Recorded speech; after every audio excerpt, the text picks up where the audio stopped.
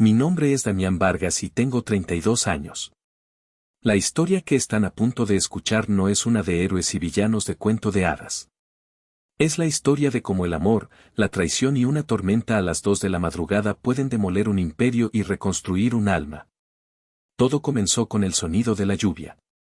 No una llovizna suave de verano, sino un diluvio furioso, uno de esos que azotan la Ciudad de México y parecen querer arrancar el asfalto de las calles.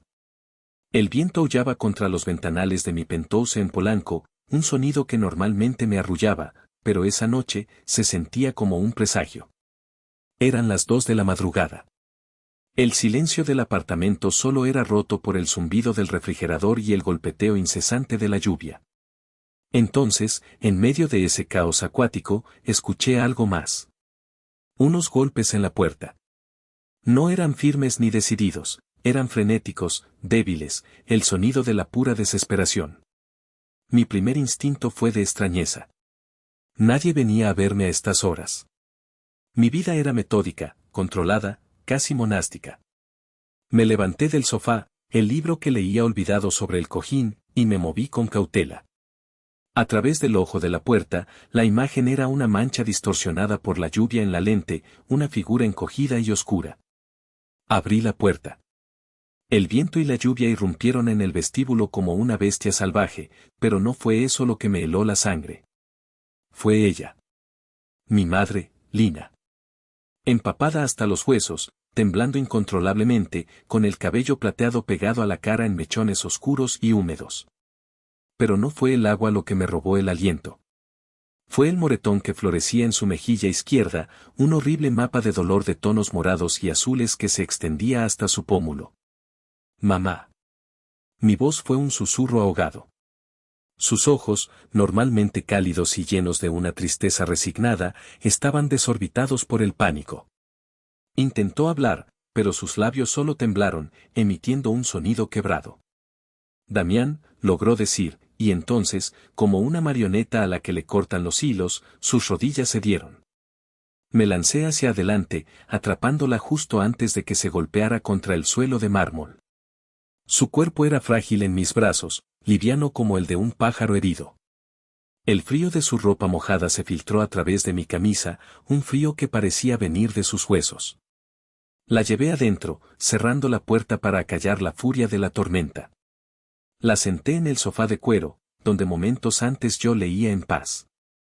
Se acurrucó, abrazándose a sí misma, y los sollozos que había estado conteniendo finalmente estallaron, sacudiendo su pequeño cuerpo. Corrí por toallas, por una manta. Cuando regresé, me arrodillé frente a ella y empecé a secar su rostro con una delicadeza que no sabía que poseía. Cada vez que mis dedos rozaban la piel hinchada de su mejilla, una ira blanca y pura ardía en mi estómago. Por un instante, la imagen de un niño de 8 años, escondido detrás de una puerta, escuchando gritos y golpes, llenó mi mente. Sentí la misma impotencia paralizante de entonces.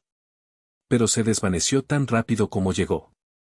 El niño ya no estaba. En su lugar había un hombre. ¿Qué pasó, mamá? ¿Quién te hizo esto?, pregunté, aunque ya sabía la respuesta.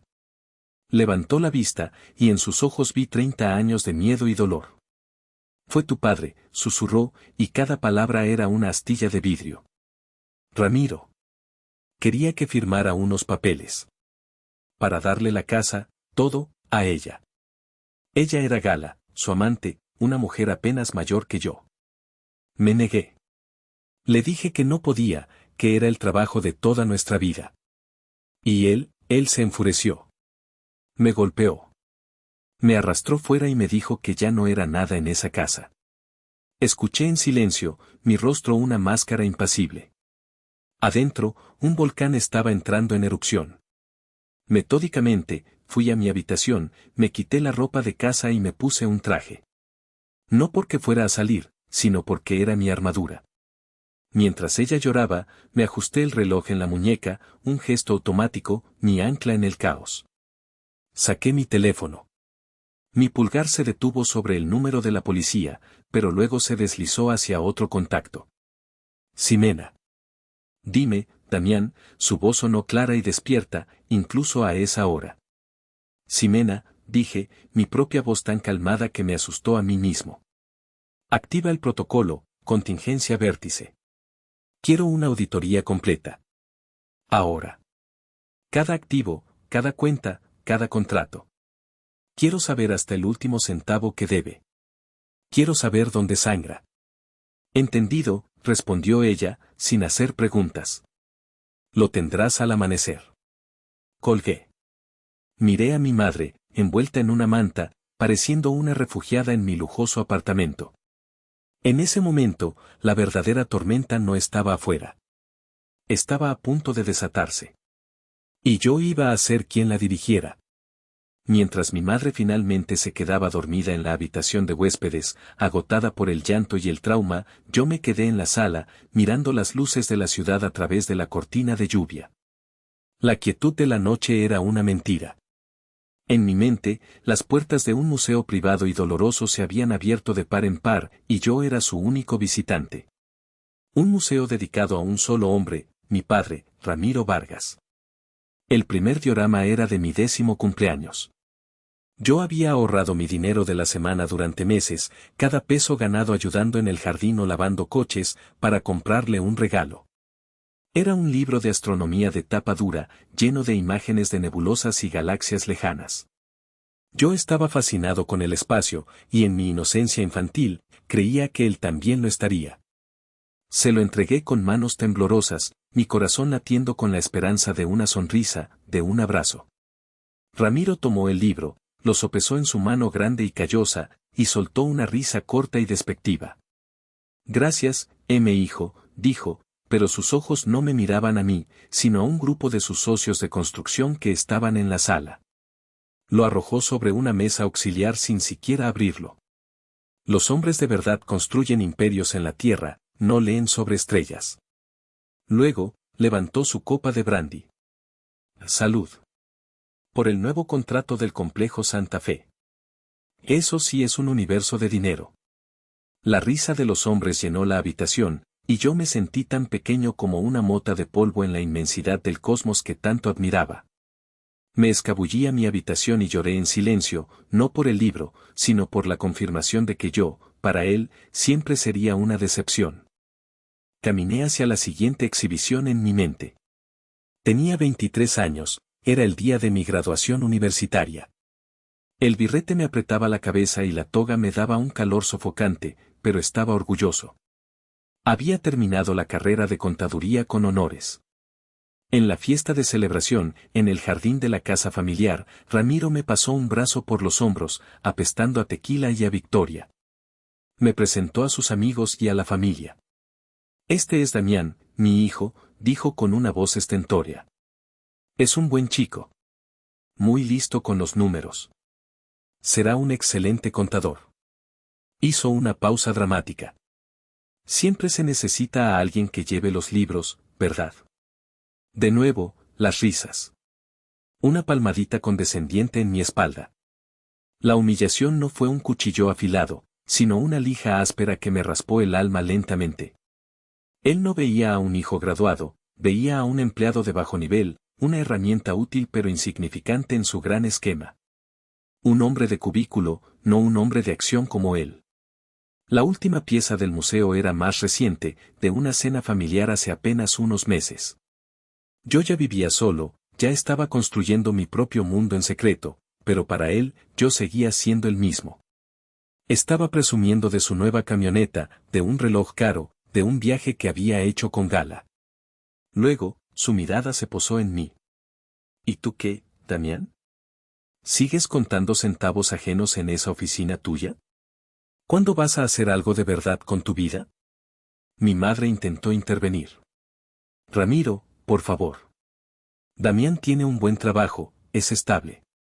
Él la silenció con una mirada. Estable es para los cobardes, Lina. Yo no crié a un hijo para que fuera estable.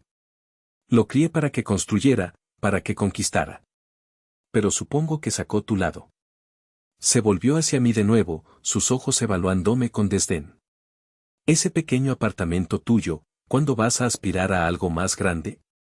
¿A algo como esto? Abrió los brazos, abarcando la enorme casa que él había construido, un monumento a su propio ego. Esa noche, por primera vez, no sentí dolor. Sentí una especie de piedad fría. Él se pavoneaba en su castillo de naipes, sin tener la menor idea de que su imperio, edificaciones vértice, se estaba ahogando en deudas y malas decisiones. Una verdad que yo conocía íntimamente gracias a mis propias investigaciones. Yo solo sonreí, una sonrisa tranquila y vacía, y asentí. Algún día, papá. Algún día. La lluvia afuera comenzó a amainar, convirtiéndose en un suave golpeteo. El amanecer estaba cerca. El museo de mi mente cerró sus puertas. Las exhibiciones ya no me causaban dolor, sino que ahora eran piezas de evidencia, cada una un clavo en el ataúd que estaba a punto de construir para el imperio de mi padre. Él me había enseñado una lección valiosa a lo largo de los años: en su mundo, solo el poder importa.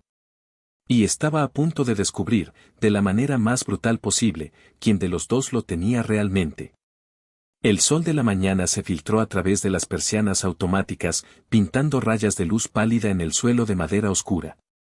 El olor a café recién hecho llenaba el aire. Cuando mi madre salió de la habitación de huéspedes, llevaba puesta una de mis batas de seda, que le quedaba cómicamente grande. Su rostro todavía estaba hinchado, el moretón era una mancha oscura y fea, pero en sus ojos había algo que no había visto en años, una calma frágil. Le entregué una taza de café.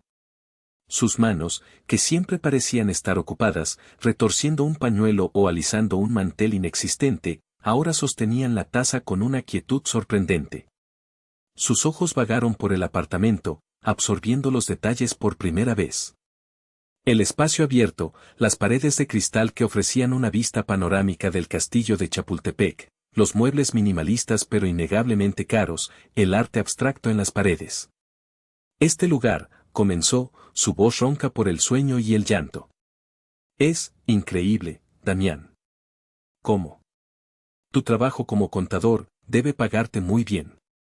Era la oportunidad perfecta para que la verdad saliera a la luz, para decirle quién era yo en realidad. Pero miré su rostro vulnerable y supe que no era el momento. Sería demasiada información, demasiada conmoción para un alma que ya estaba fracturada.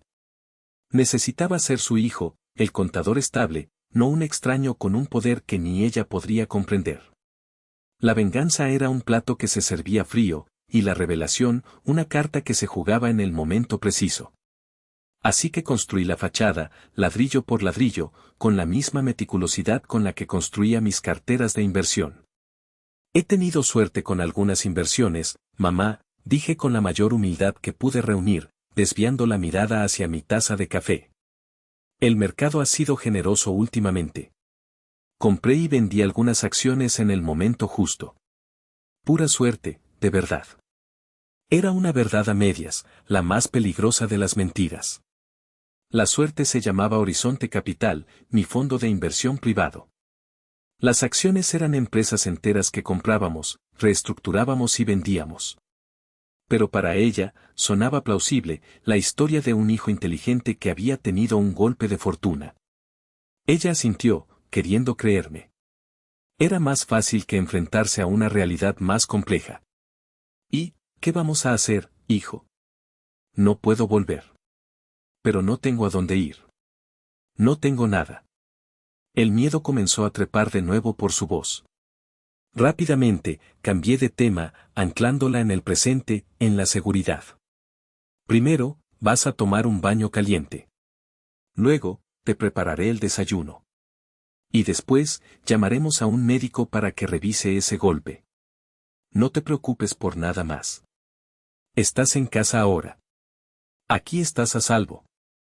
La palabra casa pareció resonar en ella. Vi cómo sus hombros se relajaban una fracción. Durante 30 años, su hogar había sido un campo de batalla.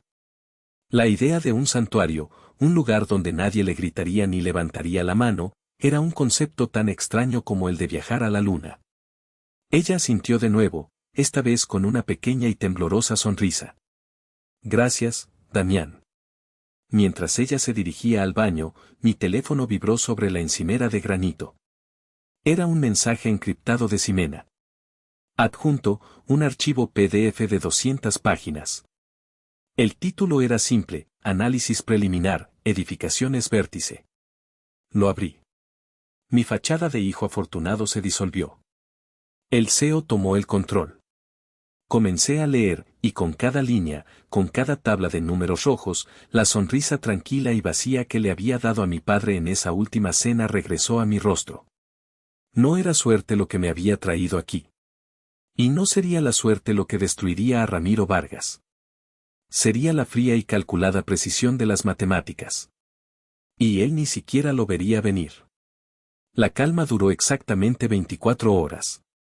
24 horas en las que mi madre durmió, comió un poco de sopa y miró por la ventana como si estuviera redescubriendo el mundo exterior. Un médico vino a domicilio, un servicio discreto que organicé, y confirmó lo que ya sabíamos, contusiones, estrés postraumático y la recomendación de un reposo absoluto. Por un breve y engañoso momento, hubo paz. Entonces, el teléfono sonó. El identificador de llamadas mostró Ramiro Vargas. Una parte de mí quiso ignorarlo, proteger el frágil santuario que habíamos creado. Pero otra parte, la parte que llevaba años esperando este momento, supo que tenía que responder. Le hice un gesto a mi madre para que se quedara tranquila y me retiré a mi estudio, cerrando la puerta de cristal. ¿Qué quieres?, pregunté, sin molestarnos en saludos. La voz de mi padre no era la de un hombre preocupado. Era la de un general emitiendo órdenes desde su cuartel. Damián, deja de jugar. Sé que está contigo. Ponla al teléfono. No va a hablar contigo, repliqué, mi voz un témpano de hielo. Escuché una risa seca al otro lado de la línea, una risa que conocía demasiado bien. Era el sonido de la arrogancia absoluta. Mira, no tengo tiempo para tus dramas de niño sensible. Dile a tu madre que tiene hasta mañana al mediodía para presentarse en la oficina del notario y firmar los papeles. La casa, las cuentas de ahorro, todo. O la dejaré en la calle sin un solo peso. Y créeme, me aseguraré de que nadie en esta ciudad le dé ni un vaso de agua. Me quedé en silencio, dejando que sus amenazas llenaran el aire. Él confundió mi silencio con debilidad, como siempre lo había hecho. ¿Me oyes, Damián? Es mi casa. Mi dinero. Ella no es más que un estorbo que he aguantado durante 30 años. Gala se muda la próxima semana. Necesito que el nido esté vacío y limpio. La crudeza de sus palabras, la forma en que reducía a mi madre a un simple mueble viejo que había que desechar, avivó las brasas de mi ira hasta convertirlas en un infierno. No va a firmar nada, dije, cada palabra deliberada y cortante. Hubo una pausa. Pude casi visualizarlo, su rostro enrojeciendo, la vena de su frente comenzando a palpitar. ¿Qué has dicho? He dicho, repetí lentamente, que no va a firmar una mierda. Y si vuelves a acercarte a ella, o a esta casa, te juro por mi vida que te arrepentirás. La explosión fue instantánea. Un torrente de insultos y amenazas brotó del auricular. Me llamó traidor, malagradecido, un cobarde que se escondía detrás de las faldas de su madre. Escuché en silencio, dejando que se desahogara, que vaciara su arsenal de veneno. Entonces, cuando finalmente se detuvo para tomar aire, pronunció las palabras que se convirtieron en su sentencia de muerte. ¿Sabes qué? Tienes razón. Eres igual de débil que ella, escupió, su voz goteando desprecio. Un maldito contador que nunca tendrá las agallas para enfrentarme en el mundo real. Siempre serás una sombra, un don nadie. Quédate con ella. Se merecen el uno al otro en su patética miseria. Colgó. Me quedé de pie en mi estudio, el teléfono todavía en mi mano. La gota que derrama el vaso. Esa era. No el golpe a mi madre, no los años de humillación. Fue esa última frase. La absoluta certeza en su voz de que yo era, y siempre sería, insignificante. La ira no se manifestó en un grito. No golpeé la pared. Se canalizó en una claridad cristalina, en un propósito helado. Él no me veía. Nunca me había visto. Solo veía una caricatura que él mismo había creado para sentirse superior. Y esa ceguera, esa arrogancia monumental, sería su perdición. Salí del estudio. Mi madre me miró con ojos asustados. ¿Era él? Asentí. Sí. No te preocupes, mamá. Ya me encargué. Ella no entendió la profundidad de esas palabras. Nadie podría haberlo hecho. Pero en ese momento, supe que la guerra no había empezado cuando ella llegó a mi puerta. Había empezado ahora. Después de colgar con mi padre, no hubo un momento de duda. La maquinaria que había estado construyendo en las sombras durante una década se puso en marcha con un simple clic. Regresé a mi estudio, un espacio de líneas limpias, dominado por una pared de monitores que normalmente permanecían apagados. Encendí el sistema. Las pantallas cobraron vida, no con fondos de pantalla de paisajes, sino con flujos de datos en tiempo real, gráficos de mercado y terminales de comunicación seguras. El logo de Horizonte Capital, una H estilizada que se asemejaba a un horizonte infinito, brilló suavemente en la esquina de cada pantalla. Me senté en mi silla de cuero y abrí la videoconferencia encriptada que ya estaba esperando. En la pantalla principal apareció el rostro de Ximena, enmarcado por su corto cabello negro.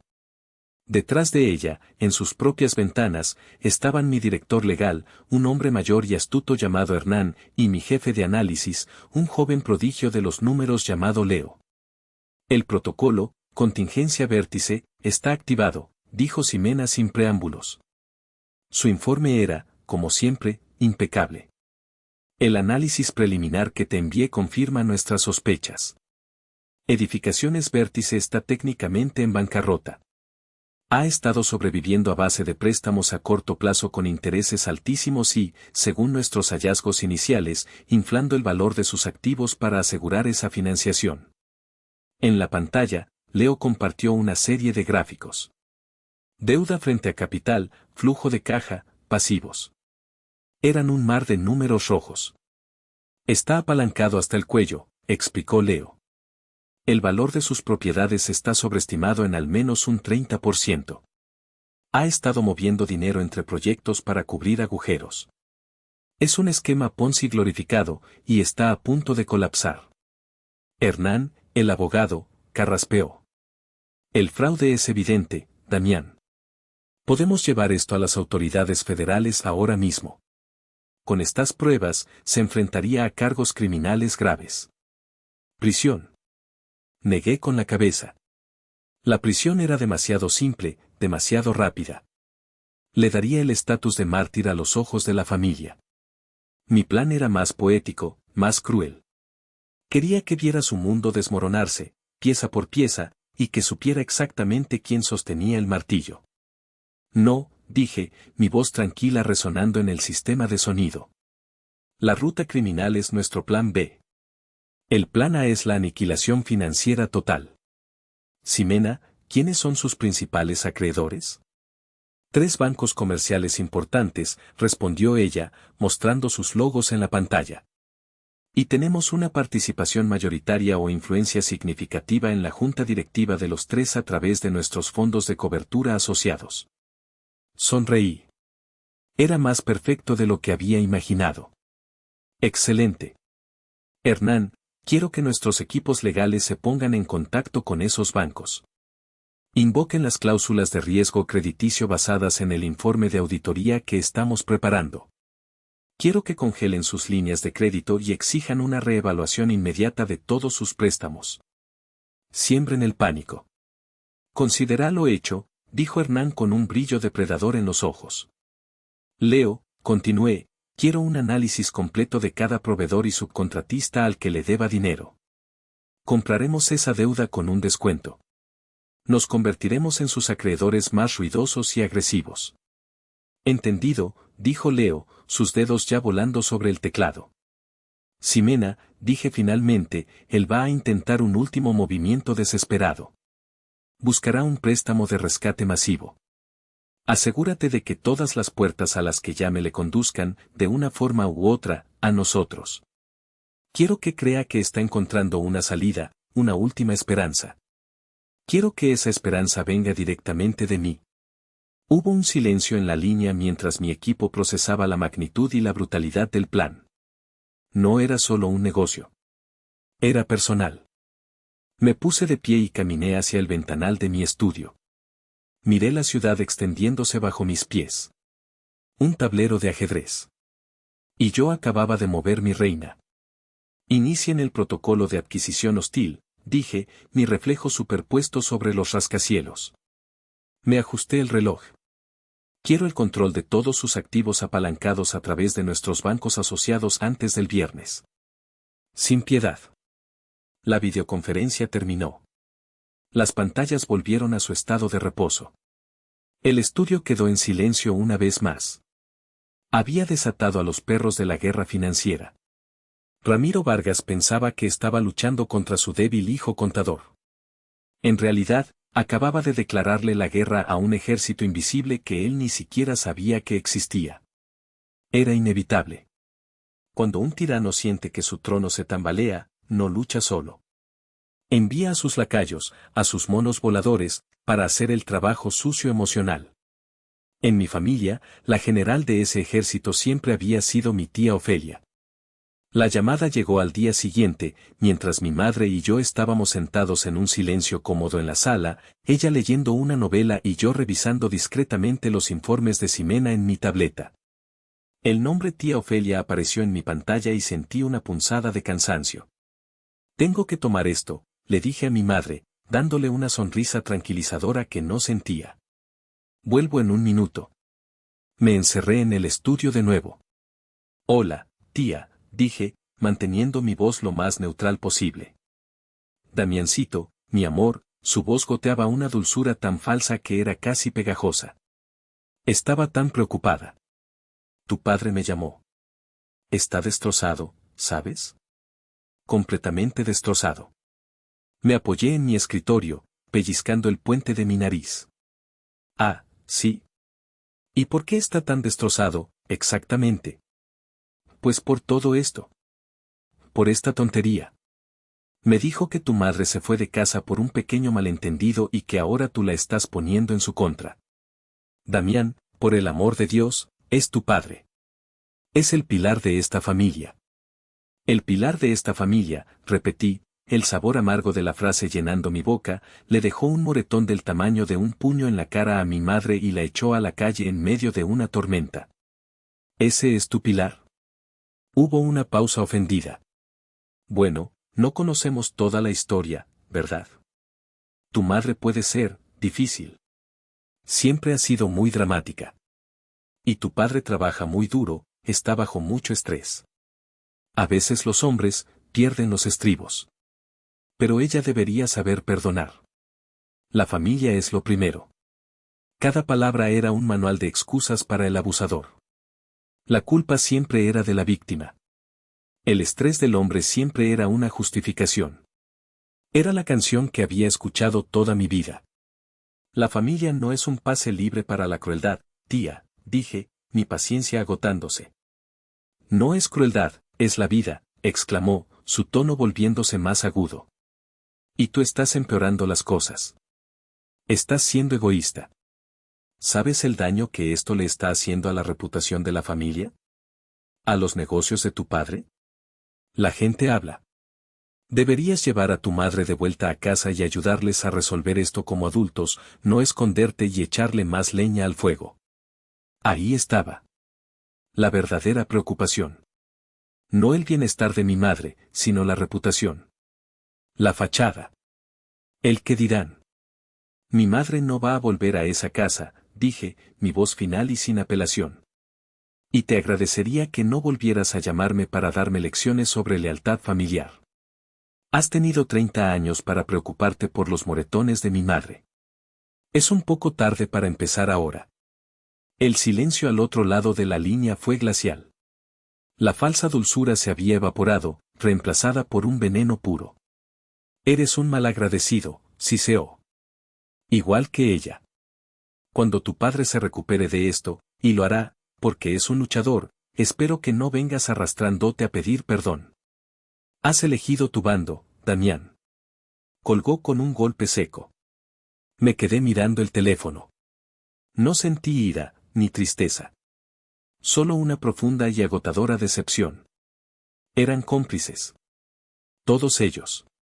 Cómplices silenciosos que habían permitido que el abuso continuara durante décadas a cambio de la comodidad de no tener que involucrarse, de mantener la ilusión de una familia perfecta. Bueno, la ilusión estaba a punto de hacerse añicos. Y yo estaría allí para barrer los pedazos. Pasó una semana. Una semana de silencio tenso por parte de mi padre y de actividad frenética tras bambalinas por parte de mi equipo.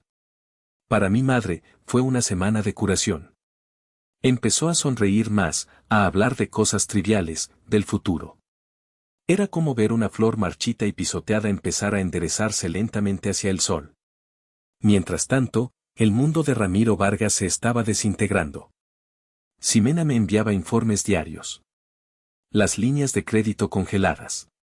Los proveedores exigiendo pagos por adelantado. Los rumores de insolvencia empezando a circular como un virus en el cerrado círculo de la construcción de la ciudad. Lo estábamos estrangulando financieramente, lenta y metódicamente. Y entonces, tal como había predicho, hizo su movimiento desesperado. Ximena me llamó una tarde. Lo hizo, dijo, y pude oír la sonrisa en su voz. Solicitó un préstamo de rescate de emergencia. 150 millones de pesos. Y lo hizo a través del Banco Invex, uno de los nuestros. Perfecto, respondí. Dals luz verde para el proceso inicial. Que lo hagan sudar, que le pidan hasta el último papel, pero que mantengan la zanahoria delante de él. Hazle creer que tiene una oportunidad. El plan se desarrolló a la perfección. Durante los siguientes días, Ramiro se sumergió en un mar de papeleo, auditorías y reuniones con ejecutivos de nivel medio del banco. Cada noche, leía los informes de esas reuniones. Sus estados de cuenta, sus proyecciones infladas, sus mentiras. Y cada día, el banco le daba un poco más de cuerda, haciéndole creer que estaba cerca de conseguirlo. La culminación de la farsa llegó un jueves por la tarde. Recibí una llamada de un número desconocido. Era él.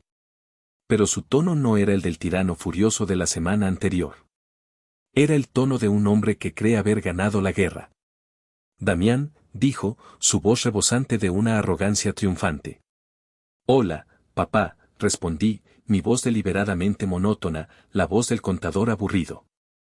Solo llamaba para que lo supieras, comenzó, saboreando cada palabra. Sé que has estado disfrutando de este pequeño drama, probablemente pensando que me tenías contra las cuerdas. Pero el juego ha terminado. El Banco Invex acaba de preaprobar mi préstamo. 150 millones. Suficiente para callar a los proveedores y poner en marcha 2 nuevos proyectos. Parece que la gente importante todavía confía en los hombres que construyen cosas, no en los que se esconden detrás de un escritorio. Escuché en silencio, dejando que se deleitara en su victoria imaginaria. Mañana tengo la reunión final, continuó, incapaz de contener su regodeo. Una formalidad. Con uno de los socios mayoritarios del fondo que respalda al banco. Un tipo muy importante, me han dicho. Así es como se hacen las cosas en el mundo real, muchacho. Se trata de poder y relaciones. Algo que nunca entenderías. Casi me eché a reír. La ironía era tan densa, tan deliciosa, que era casi tangible.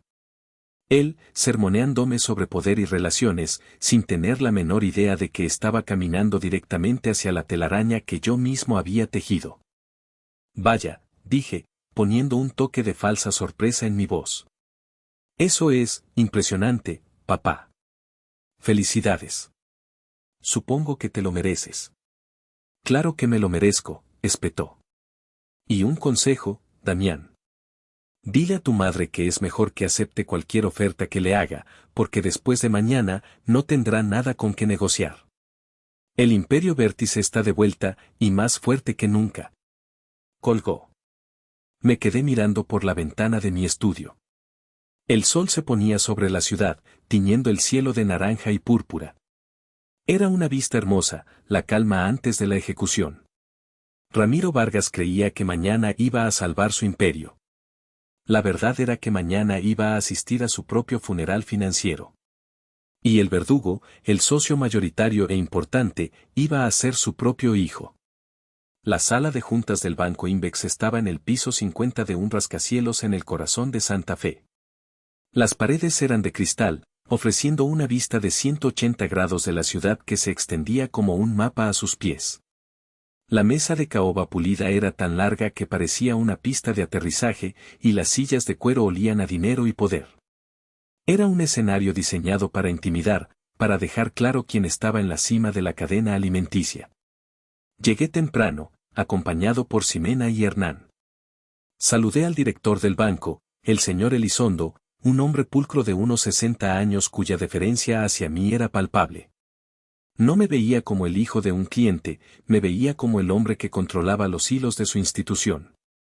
Señor Vargas, un placer tenerlo aquí, dijo Elizondo, estrechando mi mano con firmeza. El señor Vértice y su acompañante llegarán en cualquier momento. Gracias por recibirnos, Enrique, respondí, usando su primer nombre para establecer sutilmente la dinámica de poder. Por favor, toma asiento. Nos sentamos en la cabecera de la mesa. Ximena abrió su laptop, Hernán colocó una delgada carpeta frente a mí, y yo simplemente esperé. Me sentía extrañamente en calma, como el ojo de un huracán. El caos giraba a mi alrededor, pero en mi centro, solo había un silencio helado. Me ajusté el reloj. 10 minutos después, la puerta se abrió. Ramiro Vargas entró como si fuera el dueño del lugar. Llevaba su mejor traje, su cabello gris peinado hacia atrás, una sonrisa de suficiencia plasmada en su rostro. A su lado, Gala se contoneaba con un vestido rojo brillante que era completamente inapropiado para una reunión de negocios, pero perfecto para su papel de trofeo. Ramiro se dirigió directamente al señor Elizondo, extendiendo la mano. Enrique. Gracias por hacer que esto suceda tan rápido. Te dije que podíamos solucionar este pequeño bache. Elizondo, visiblemente incómodo, estrechó su mano brevemente. Ramiro, por favor, toma asiento. Permíteme presentarte. Pero Ramiro no le estaba prestando atención. Sus ojos acababan de encontrarme, sentado en la cabecera de la mesa. Su sonrisa vaciló, reemplazada por una expresión de pura y absoluta confusión. Parpadeó, como si su cerebro no pudiera procesar la imagen. Damián, soltó, su voz un graznido de incredulidad. ¿Qué demonios haces tú aquí? ¿Vienes a servir el café? Gala me miró de arriba abajo con una mueca de desdén. El señor Elizondo carraspeó, recuperando el control. Ramiro, te presento a Damián Vargas, CEO y socio fundador de Horizonte Capital. Como sabes, Horizonte Capital es nuestro principal socio estratégico y el garante final de las líneas de crédito comerciales de este nivel. El silencio que cayó sobre la sala fue total.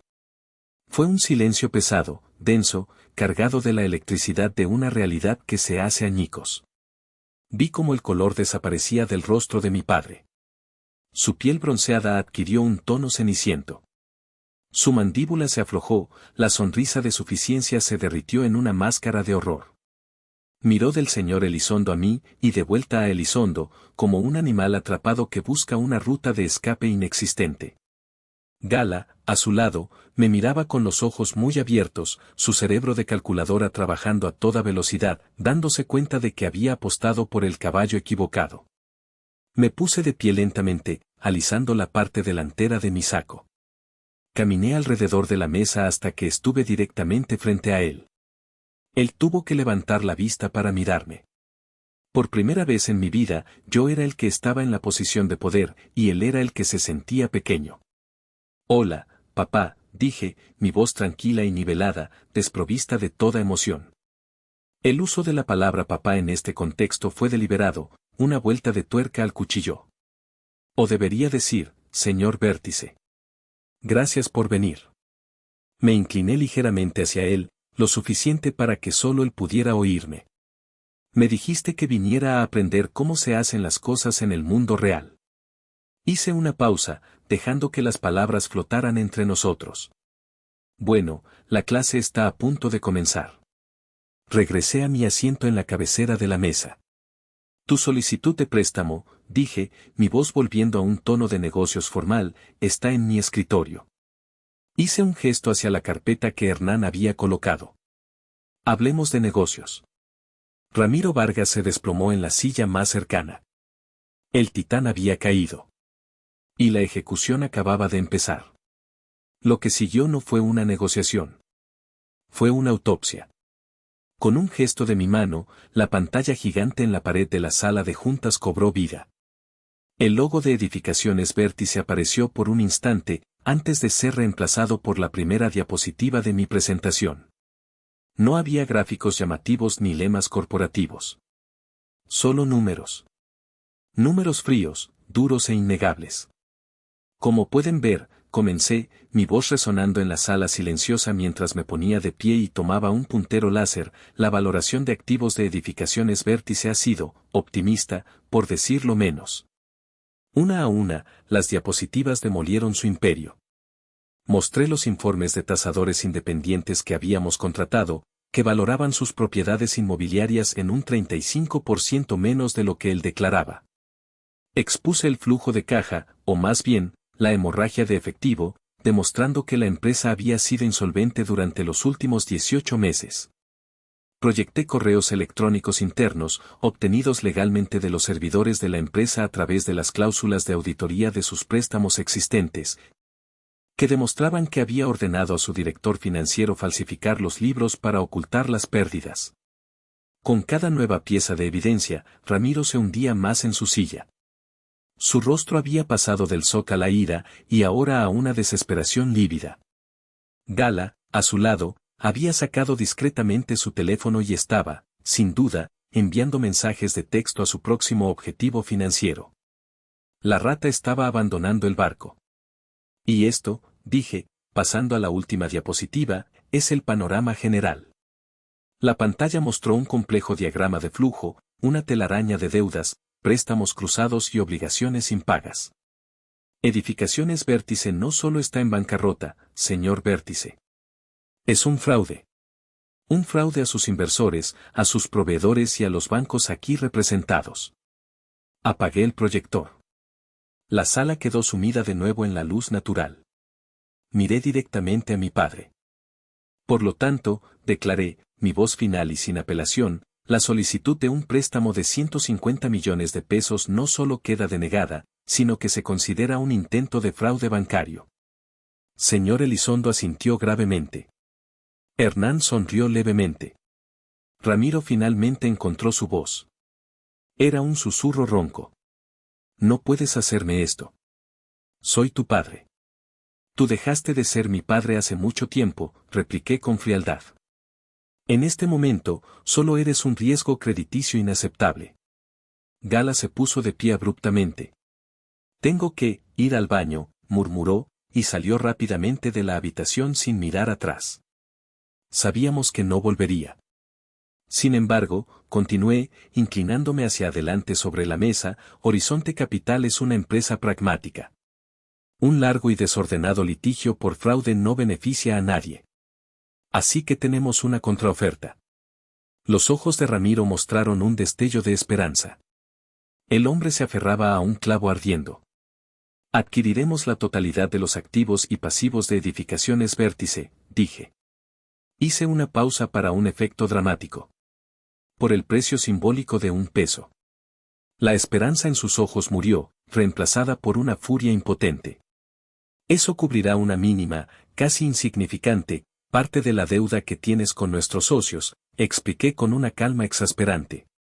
A cambio, Horizonte Capital se encargará de reestructurar la empresa y satisfacer a los demás acreedores. La alternativa, añadí, mi voz bajando un tono, es que Hernán aquí presente entregue esta carpeta. La levanté, a la Unidad de Inteligencia Financiera. Cargos criminales federales. Extradición. Años de prisión. Tú eliges. El hombre que había gritado, golpeado y dominado durante toda mi vida, finalmente se rompió. No con un rugido, sino con un gemido. Se cubrió la cara con las manos, sus hombros sacudiéndose. Y entonces, gritó, su voz ahogada por la desesperación. Nadie nunca me regaló nada. Yo construí esto de la nada, con mis propias manos. Y en ese grito, lo entendí. Su crueldad no nacía de la fuerza, sino del terror. El terror de volver a no ser nadie, a no tener nada. Por un instante fugaz, casi sentí lástima. Vi al hombre que me había enseñado a andar en bicicleta, al que me había llevado sobre sus hombros en un desfile. La punzada de un dolor antiguo fue real. Pero entonces, la imagen de mi madre, temblando bajo la lluvia con el rostro amoratado, llenó mi mente y borró todo lo demás. La piedad se evaporó. Solo quedó la justicia. Tienes hasta el final del día para aceptar la oferta, dije, poniéndome de pie y alisando mi traje. Hernán se quedará para supervisar la firma.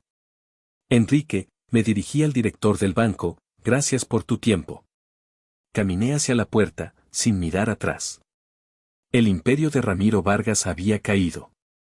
Y yo había sido el único que había oído el estruendo. Pasaron varios meses. El otoño llegó a la ciudad, pintando los árboles de Chapultepec de tonos ocres y dorados. La liquidación de edificaciones Vértice fue un proceso brutal y eficiente. La mayoría de los empleados fueron reubicados, los proyectos viables se vendieron y las deudas se pagaron. Ramiro desapareció del mapa social y financiero. Escuché rumores de que vivía en un pequeño apartamento alquilado en alguna parte del Estado de México, un exilio autoimpuesto lejos de la ciudad que una vez consideró suya. Nunca más intentó contactarme. Una tarde de domingo, estaba con mi madre en la terraza de la casa familiar. La casa que había sido su prisión era ahora su santuario. Después de adquirirla en la liquidación, la puse a su nombre y financié una renovación completa. Los colores oscuros y los muebles pesados de mi padre habían sido reemplazados por paredes blancas, luz natural y un jardín lleno de flores. Lina estaba sentada en un sillón de mimbre, envuelta en un chal, sosteniendo una taza de té. Estaba leyendo, pero de vez en cuando levantaba la vista y simplemente miraba su jardín, una pequeña y genuina sonrisa en sus labios. Era una sonrisa que yo no le había visto en décadas. No era la sonrisa tensa y temerosa de antes. Era la sonrisa de una mujer libre. Es hermoso, ¿verdad?, dijo de repente, sin mirarme. Nunca me di cuenta de cuánta luz entraba por estas ventanas. Siempre estuvo ahí, mamá, respondí en voz baja. Solo que antes había demasiadas sombras. Ella asintió, y por un momento, sus ojos se encontraron con los míos. En ellos, vi gratitud, amor, y también una pizca de la misma tristeza que yo sentía. Sabía el precio que se había pagado por su libertad. La justicia se había cumplido. Mi madre estaba a salvo, era feliz. El abusador había perdido todo lo que valoraba. Fue una victoria total, una venganza perfecta. Pero mientras observaba a mi madre reír mientras regaba sus rosales, no sentí la euforia del triunfo. Sentí una calma profunda, sí, pero teñida de una melancolía persistente. Había usado el poder y el dinero, las mismas herramientas que mi padre idolatraba, para destruirlo. Había adoptado su crueldad, su falta de piedad, y la había vuelto en su contra con una eficiencia que probablemente él mismo habría admirado. Destruí a mi propio padre para salvar a mi madre. Y lo haría de nuevo sin dudarlo un segundo. Pero a veces, en la quietud de la noche, cuando el silencio del apartamento es absoluto, todavía me pregunto, ¿hice lo correcto, o la venganza me convirtió en un hombre tan frío y calculador como él? ¿Dónde termina la justicia y dónde empieza la venganza personal? ¿Ustedes qué habrían hecho en mi lugar?